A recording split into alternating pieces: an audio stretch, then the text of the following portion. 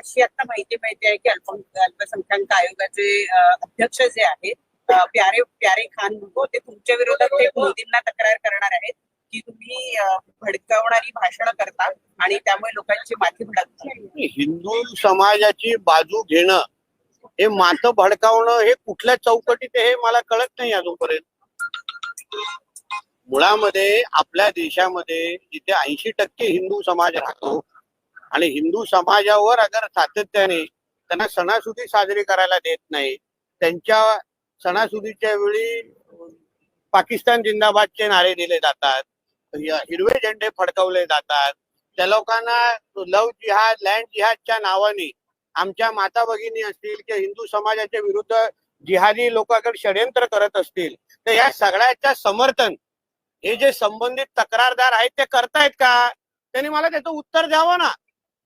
मोदी साहेबांना पत्र लिहिण्याच्या अगोदर माझ्याबरोबर एका खुल्या व्यासपीठावर यावं, माझ्याशी चर्चा करावी की नेमकं मी जे मांडणारी भूमिका आहे त्याच्यामध्ये अगर त्यांना कुठला आक्षेप असेल, आपल्या देशामध्ये राहूनच आपल्या देशाच्या विरोधात अगर कोणी भूमिका घेत असेल, पाकिस्तान जिंदाबाद म्हणत असेल, हिरवे झेंडे फडकवत असेल, तर त्याला हे संबंधित जे खान कोण आहे त्याला समर्थन करतात का?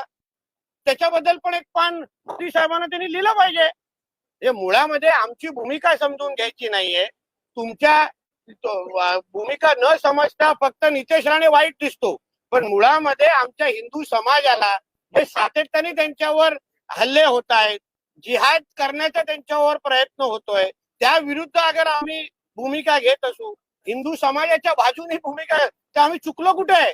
आम्ही पाकिस्तानमध्ये उभा नाही आहे, आम्ही भारतामध्ये उभा आहे, इथे हिंदू समाज पण राहतो. पण त्या मला वाटत नाही कुठला चुकीचं आहे.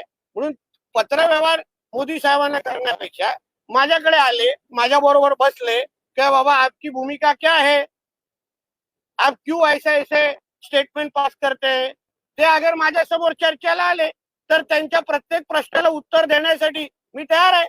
भाजपचा मायनॉरिटी सेल सौगाते मोदी सुरू करताय खास रमजानसाठी म्हणून, त्यावर आपली प्रतिक्रिया काय? परत तुम्हाला सांगतो, देशामध्ये राहून, भारत देशामध्ये राहून आमच्या तिरंग्याला जे तिरंगा म्हणतात, वंदे मातरम आमच्या बरोबर म्हणतात, आमच्या देशामध्ये राहून पाकिस्तानचा तिरस्कार करतात, पाकिस्तानच्या विरोधात भूमिका घेतात, जेव्हा कोणीही आमच्या गणेश चतुर्थी हनुमान जयंतीच्या मिरवणुकीवर जे जिहादी दगड मारतात, त्या जिहाद्यांचा जे विरोध करतात ते आमचे मुसलमान आहेत ना.